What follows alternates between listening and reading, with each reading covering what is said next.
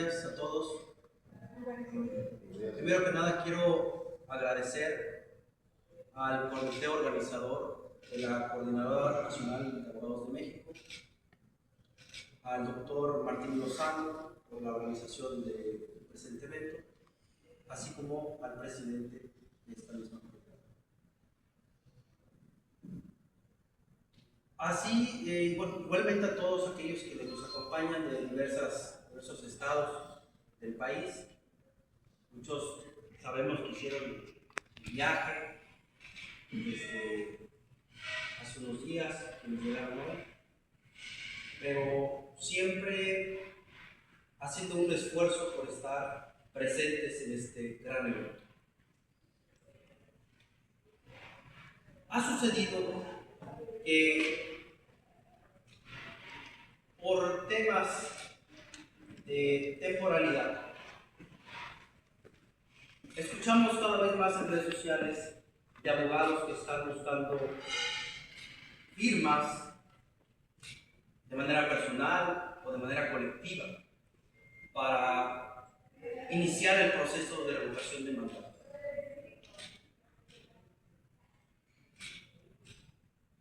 No está mal, es un esfuerzo que en el ámbito de cada una de las personas puede dejar una semilla, un antecedente, para que en su momento oportuno puedan tomarse en consideración esos esfuerzos. Ahora bien, contrario a todo aquello que hemos escuchado, que la revocación de mandato es una figura de los estados con características dictatoriales, eso es, a mi parecer, una falacia. Es verdad, hay países ampliamente conocidos como Bolivia, Ecuador y Venezuela que tienen rasgos que caracterizan a las dictaduras. Pero también es cierto que hay países ampliamente democráticos como Alemania, Canadá, Estados Unidos y Japón que tienen figuras similares. Por ello, quiero abordar esta charla a partir de diversos matices.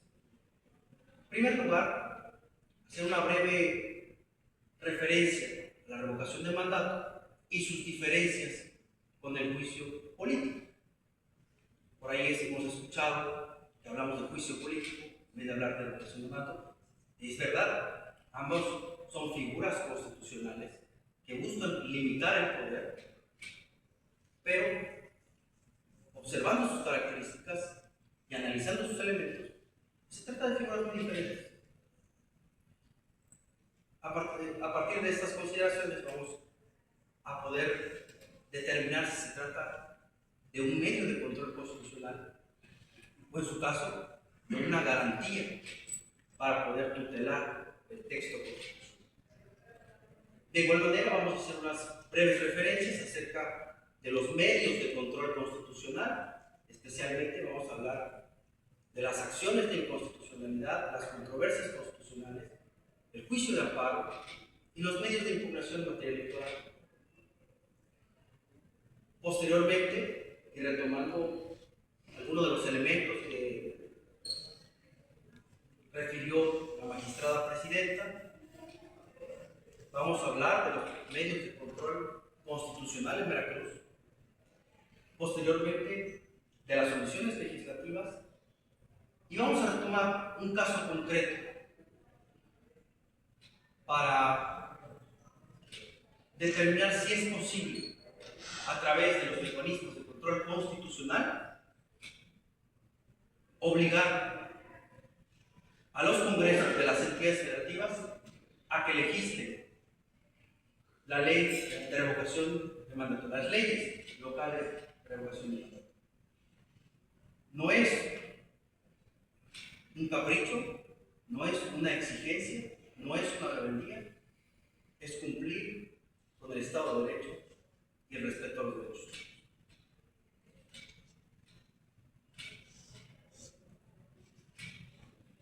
Hablando del juicio político, en primer lugar, Cabe señalar que es una figura que nace en el siglo XIX,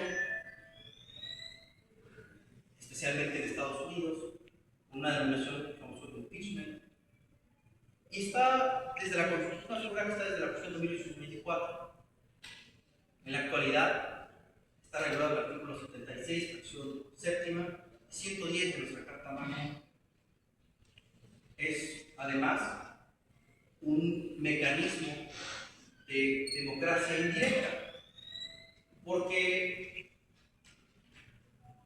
es el Congreso de la Unión quien debe decidir si se acusa y, en su caso, si se debe sancionar a cualquier servidor público que haya sido electo por elección popular.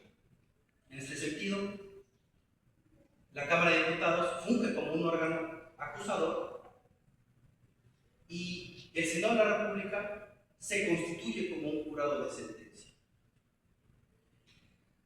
Para efectos de esta herramienta constitucional, no son procedentes los medios de impugnación de materia electoral y tiene una regulación en la Ley Federal de Servidores Públicos.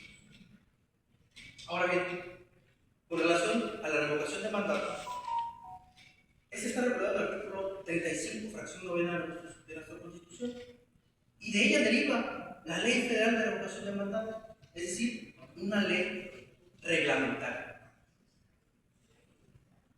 Nació a partir de la publicación, su publicación en el Diario Oficial de la Federación, el 20 de diciembre de 2019. Esto quiere decir, hace prácticamente 6 años que esta figura constitucional conoció, se salió a la luz. En ese sentido, el único que puede ser procesado a través de este mecanismo de control social es el presidente de la República, y en su caso, de acuerdo con el artículo 116, fracción primera de la Constitución, los titulares de los poderes ejecutivos de las entidades federativas. Entonces tenemos que la revocación de mandato y el juicio político son mecanismos de control constitucional, garantías que limitan el poder.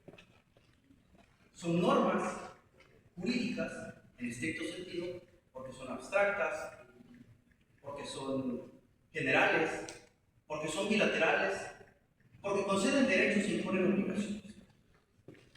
Asimismo, hay una relación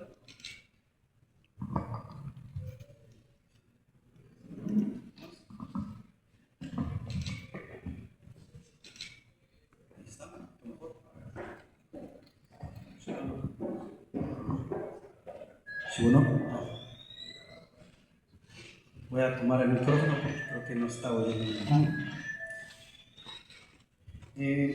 Hay una estrecha relación entre el artículo 116, fracción primera, y el transitorio sexto de la misma reforma que acabamos de hacer mención.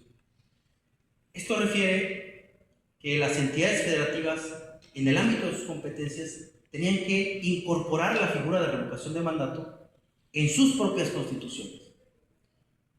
Y refería un plazo de 180 días para armonizar la legislación federal a cada una de las entidades federativas.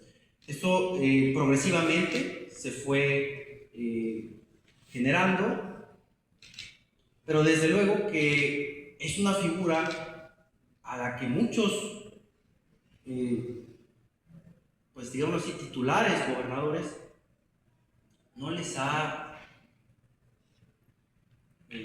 gustado, precisamente porque ponen en tela de juicio su legitimidad. Pero no estamos hablando de un tema de legitimidad, de un tema político. Aquí estamos hablando estrictamente de lo jurídico. En el caso estrictamente de Veracruz, el 18 de noviembre del 2021 se publicó el decreto 867, que modificó entre muchos otros artículos, el artículo 14, 18, 44, 66, para efectivamente incorporar la figura de revocación de mandato. Y en su artículo segundo transitorio, se obligó a sí mismo a legislar en un plazo no mayor a 180 días la ley secundaria que derivaba de la Constitución del mismo Estado. El problema es que ya han pasado esos 180 días, evidentemente hablamos de 6 meses aproximadamente, tuvo que haber quedado legislada a mediados del año 2022. Y esta situación se replica en muchas entidades federativas. Puede ser el caso, me parece, de Tamaulipas. Somos vecinos de este estado. Entonces, retomando, la revocación de mandato es un medio de control constitucional.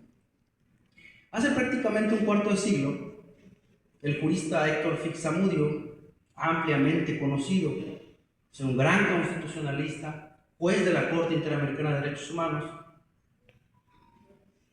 titular de la Comisión Nacional de Derechos Humanos, señalaba que era importante diferenciar entre el derecho constitucional procesal y el derecho procesal constitucional. Refería que el primero era únicamente un tema de aplicación. Claro, no existían los mismos ni la misma cantidad de medios de control constitucional, ni las réplicas en las entidades federativas. Bien lo mencionó la magistrada presidente. Y refería que el derecho procesal constitucional es el análisis sistemático de los instrumentos que garantizan el cumplimiento del texto constitucional. Y él, además, lo refiere como garantías. Él señala que esas son garantías. Y entre esas garantías estaba el procedimiento investigatorio de la Suprema Corte, inexistente hoy en día, las controversias constitucionales, las acciones de inconstitucionalidad, el juicio de amparo, el juicio político, los medios de impugnación en materia electoral y los órganos constitucionalmente autónomos. Ahora bien, ¿cuál es el contenido a grandes rasgos de esta ley reglamentaria, el artículo 35, fraccionado en la Constitución, ley de revocación de mandato? A grandes rasgos señala que el órgano competente para organizar este proceso, en el caso de la Federación, es el Instituto Nacional Electoral, y en el caso de las entidades federativas son los OPLES. Además, ahí puede utilizarse a petición de parte por una sola vez pasado en los primeros 3 años de gobierno y posterior a los 3 meses de que se haya culminado esa mitad de sexenio. Es complicado poder iniciar el proceso de revocación de mandato. En realidad es muy sencillo. Únicamente se requiere el 3% de la lista nominal de electores y que al menos 17 entidades federativas, en cada una de ellas, su mayoría, tengan el 3%. Pero para ello necesitamos que el INE emita los lineamientos suficientes que contienen los formatos que tienen que ser firmados para que esta petición ciudadana de inicio del proceso de revocación de mandato pueda ser efectivamente iniciada y validada. Es decir, no se trata nada más de llenar unas hojas por 10,000 que yo tenga, y no se trata nada más de juntar 1,000 copias simples de línea. No, tenemos que tener los mecanismos y los cauces institucionales que únicamente pueden ser promovidos por, en este caso, un órgano constitucional autónomo como el INE.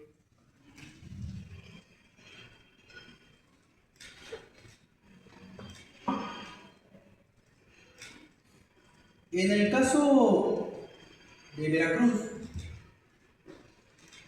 tenemos algunas instituciones que pueden replicarse. Y sí me gustaría tocarlas muy brevemente, porque en la mayoría de estos medios de control constitucional pueden hacerse valer las soluciones legislativas. En el caso de Veracruz, el artículo 64 habla precisamente sobre la creación de una sala constitucional de la que nos habló, insisto, la ministra presidenta, y refiere diversos medios de control constitucional. En el caso de Veracruz, la sala constitucional es la encargada de sustanciar esos procedimientos. Tenemos al juicio de protección de derechos humanos, que es una especie de juicio de amparo, si así lo queremos ver. Tenemos las resoluciones del Ministerio Público, acciones de inconstitucionalidad, sustanciación únicamente de acciones de inconstitucionalidad, de controversias constitucionales, un tema que es muy interesante, pero sería cuestión de plantearlo en una práctica diferente, porque es amplísimo ese tema de la cuestión constitucional y los asuntos indígenas.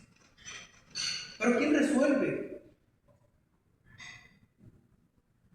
Es más, ¿se pueden resolver todos?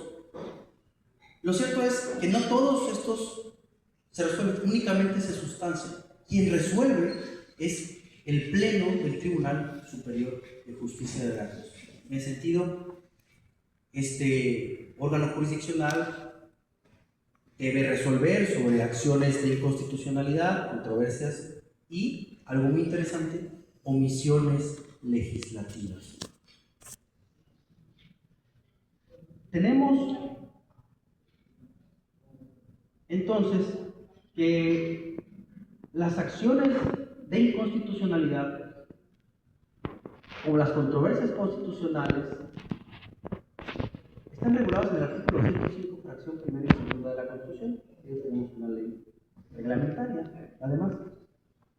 Y tiene la competencia de origen la Suprema Corte de Justicia de la Nación. ¿Qué tan necesario es tener una segunda competencia en el estado de Veracruz? Al día de hoy hay muy pocos asuntos resueltos. No quiere decir que no hay, son muy pocos. En el caso de la ley de amparo, tenemos que es una ley reglamentaria del artículo 103 y 107 de la Constitución. Medios de impugnación en materia electoral, parte del artículo 41, fracción sexta. Tenemos una ley general de sistemas, del sistema de medios de impugnación. Y por tales consideraciones, tenemos una doble competencia. Esto genera muchas veces que los abogados postulantes no sepan dónde presentar su demanda.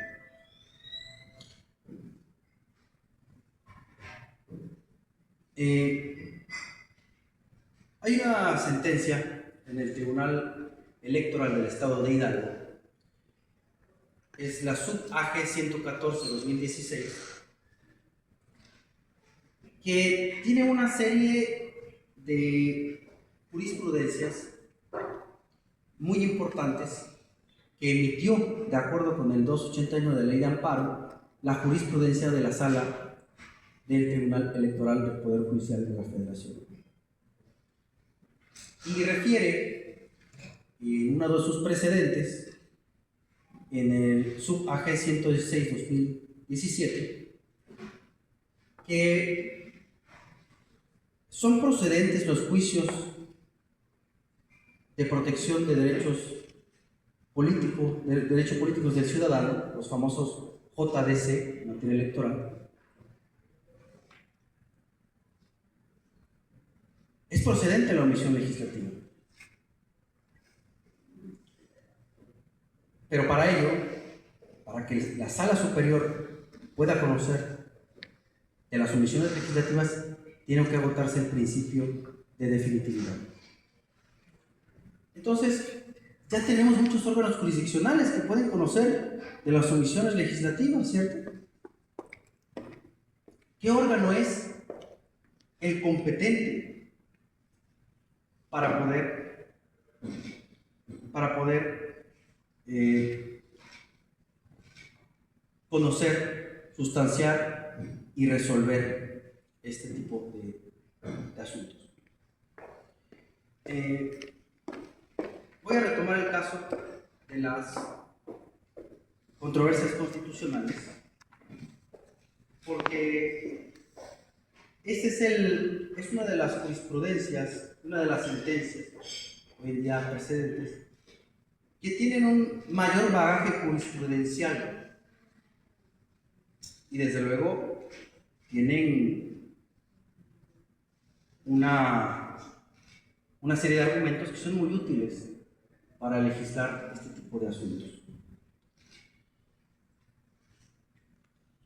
El artículo 124 de nuestra Constitución es una réplica prácticamente de la 10ª enmienda de los Estados Unidos. Lo voy a leer textual. The powers not delegated to the United States by the Constitution, nor prohibited by it to the states, are reserved to the states respectively, or to the people. Las facultades que no estén expresamente concedidas por esta Constitución a los funcionarios federales se entienden reservadas a los estados. Es verdad, aquí cuando hablamos de controversias constitucionales, de acuerdo con su propia ley reglamentaria,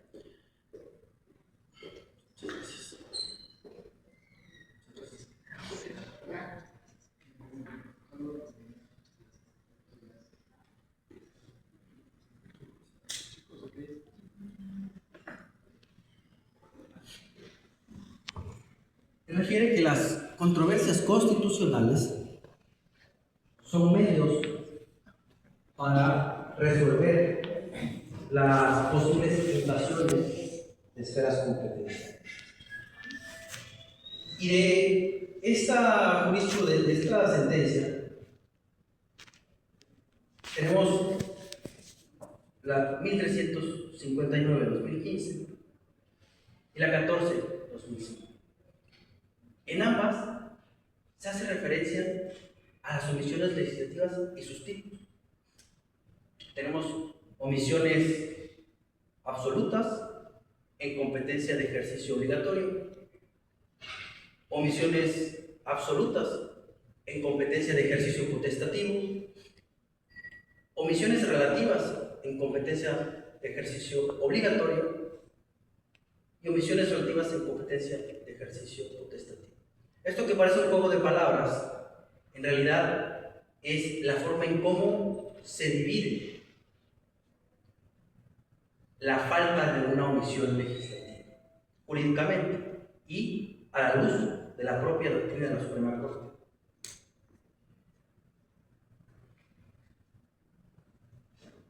Y a pesar de que el artículo 105, fracción primera, recordemos esta institución de las controversias constitucionales, pues es una institución que existe prácticamente desde la Constitución de 1894.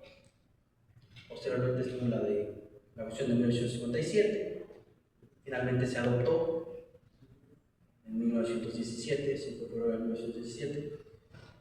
Y entonces ha habido una alta progresión. Sin embargo, no dejemos de lado que siempre se trata de resoluciones de invasiones de esferas competenciales. Fue hasta la reforma del 2021 al Poder Judicial de la Federación, y a la que se emitió además la primera judicial, etc., que se permitió la procedencia de controversias constitucionales cuando existieran violaciones a derechos humanos. De lo contrario, antes no procedían, únicamente eran esferas competenciales. Un municipio contra otro municipio, un municipio contra una entidad federativa contra la federación, o incluso la federación contra otro municipio.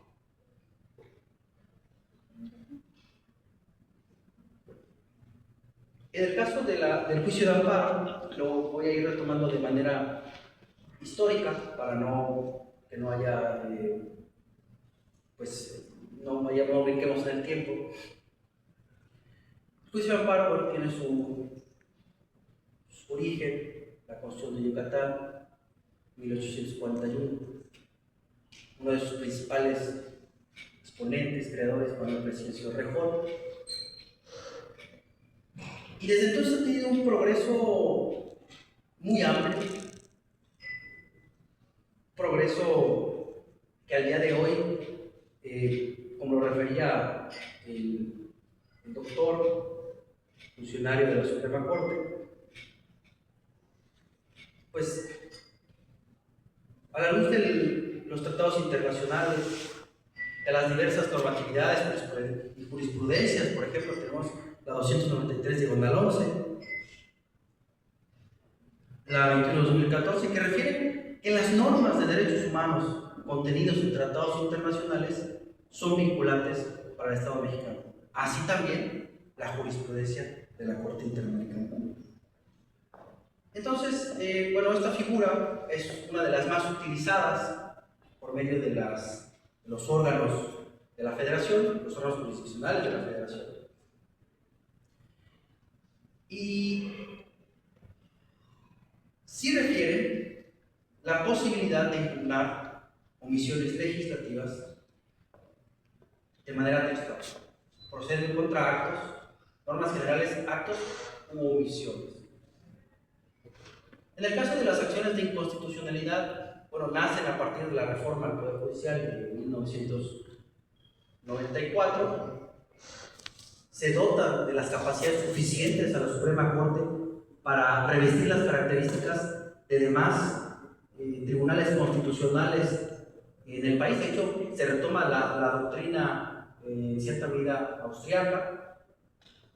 Berlín tiene, Alemania tiene su propio tribunal constitucional. España, en el caso de Francia, tiene algunas similitudes, guarda ciertas similitudes el Consejo Constitucional, pero en estricto sentido no puede ser denominado como tal, porque quienes componen al Consejo Constitucional francés son personajes que fueron titulares del Ejecutivo Federal, es decir, fueron presidentes. Entonces, los teóricos señalan que hablar del Consejo Constitucional y denominarlo Tribunal Constitucional no es correcto por la composición que tiene.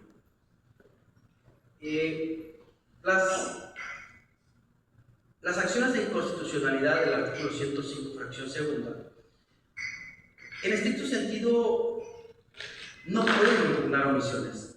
Sería antinatural, porque lo único que sí puede impugnarse a través de las acciones de inconstitucionalidad son las normas generales. Recordemos que nuestro sistema jurídico es un sistema jerárquicamente organizado, es un sistema lógico, es decir, no permite antinomias, es un sistema coherente. Y todas las normas que contrarien la voluntad general, es decir, la Constitución, deben de ser comparadas en abstracto. Por eso se le dice, incluso Fixamudio lo llamaba la acción abstracta de inconstitucionalidad. Es decir, comparar las leyes secundarias con la Constitución. Pero ¿qué pasa si no hay una norma? Es decir, tenemos una omisión. En ese sentido, no hay nada que comparar.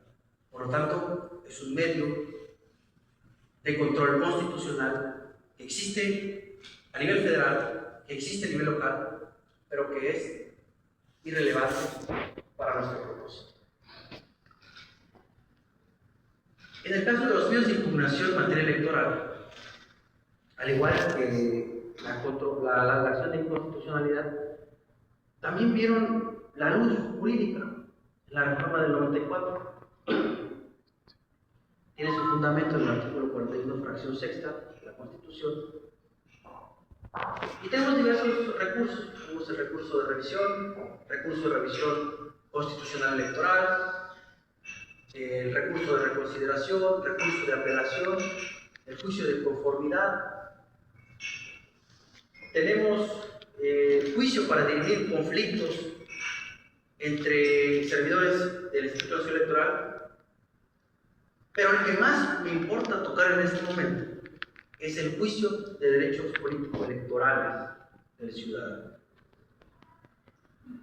¿Por qué? Porque es importante tocar la ley general. Porque esta no concibe de manera expresa las omisiones legislativas, pero sí, como la jurisprudencia que mencionaba hace un momento, concibe los actos en sentido amplio, lato sensu.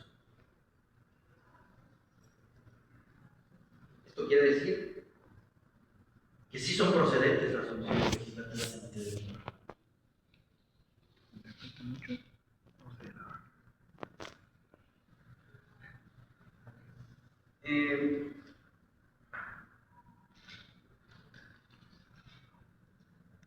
El artículo 65 de la Constitución de nuestro Estado, el apartado B, habla precisamente que el Tribunal Electoral, el Poder Judicial de la Federación, el Poder Judicial del Estado de Veracruz,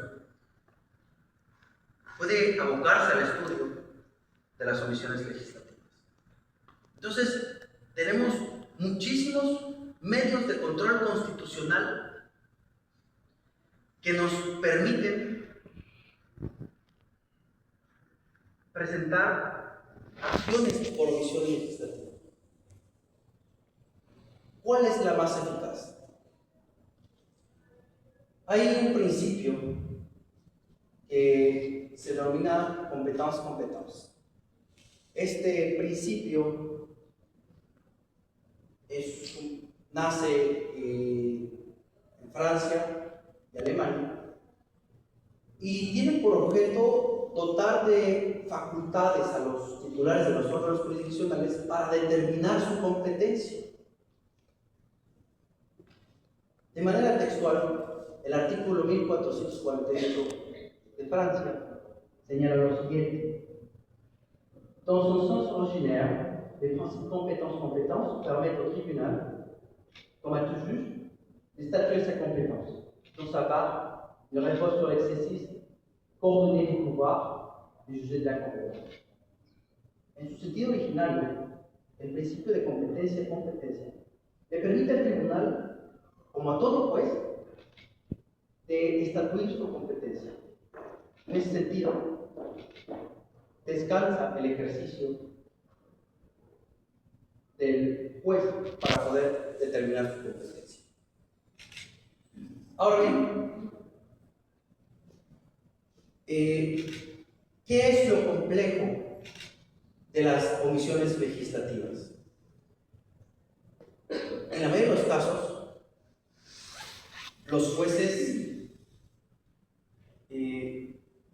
desechan porque invocan una de las causales de improcedencia en el artículo 61 de la Ley de Amparo. Cualquier tema, cualquier cuestión es suficiente para ellos, y desde luego para la autoridad responsable, para no conceder el amparo. Por ello es importante conocer y apelar siempre al principio de importancia y trascendencia. Antes, principio de importancia y trascendencia, el artículo 107, fracción novena de nuestra Constitución, cual estaba además regulado en el Acuerdo General 9 de 2015. Pero a partir de la reforma del 2021 a la Constitución y la expedición de la ley de carrera judicial, este principio cambió y ahora se denomina de interés excepcional, el cual está ahora regulado en el acuerdo 3-2025. Y este acuerdo es muy importante, hay que conocerlo muy bien para la procedencia. Hay dos elementos. El primero es un elemento objetivo, es decir, que revista una cuestión de mera constitucionalidad. El segundo elemento es el elemento subjetivo, es decir, que reviste un interés excepcional para el juez que está sustanciando ese procedimiento.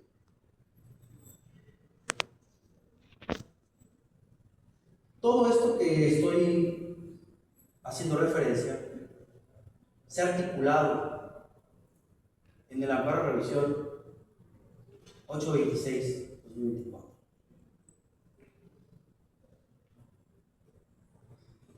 No, mi plática no fue en el sentido más que invitarlos para que con responsabilidad en el ámbito de sus estados, sin ser personajes políticos, sino juristas honorables como los que señalaron nuestro presidente y nuestro delegado estatal, podamos sumar un granito de arena.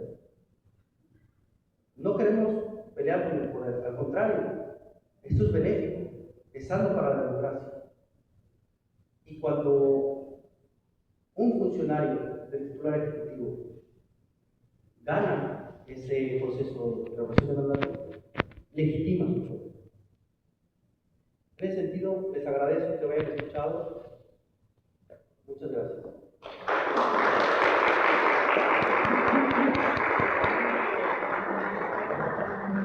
Gracias al maestro Emiliano Velázquez Alonso. Ahora vamos a proceder a entregarle su reconocimiento por esta participación. Maestro Pablo, por favor, ¿se escucha? La Coordinadora Nacional de Abogados de México hace Conamex Federación Estatal de Veracruz otorga el presente reconocimiento al maestro Emiliano Velázquez Alonso por su brillante participación y disertación en el foro académico llevado a cabo en el marco del Encuentro Nacional de Conamex los días 11 y 12 de diciembre en el emblemático histórico puerto de Veracruz. El derecho nos une, Veracruz, México, 15 de diciembre de 2025. Lo firma el licenciado José Pablo Mercado Solís, presidente nacional de Conamex, y doctor Martín Lozano Sánchez, delegado estatal de Conamex en Veracruz. Por favor, presidente, quiero informarles que Emiliano salió de la convocatoria que se realizó para que entre los jóvenes abogados de 28 años hacia abajo pudieran participar. Fue el único que se inscribió y obviamente su tema lo dominó perfectamente bien, la revocación del mandato en el estado de Veracruz. Muchas gracias, Emiliano, felicidades y enhorabuena. Un aplauso.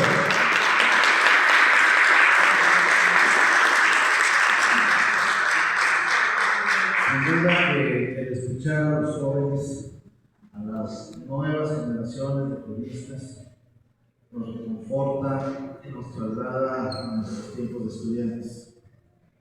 Hoy que estuve escuchando aquí al maestro Emiliano, pues veo que estas nuevas generaciones de abogados vienen con un gran ímpetu y que para Conamex es un verdadero orgullo que podamos contar con usted, porque justamente ustedes, los jóvenes, son los que tendrán que seguir con este legado de Conamex. Buscar la unidad, buscar el fortalecimiento del gremio de abogados, porque ustedes, como ya lo decían quienes nos acompañaron en el presidio, en sus mensajes, estamos ante un nuevo sistema de justicia. Nosotros estudiamos, nos preparamos en el anterior, pero hoy en día tenemos que adaptarnos a las nuevas modalidades que existen. Y ustedes, los jóvenes, les asiste esa responsabilidad de seguir impulsando y seguir por estas brechas que se han venido trazando hasta llegar a la profesionalización y la certificación. Y ese es uno de los objetivos de Conamex, las abogadas y los abogados estemos altamente capacitados para dar resultados. Felicidades, maestro Emiliano Velasco, por su disertación, que de verdad nos enseña y sobre todo nos enriquece todo este debate en el ámbito jurídico y escucharlo de un joven. Felicidades.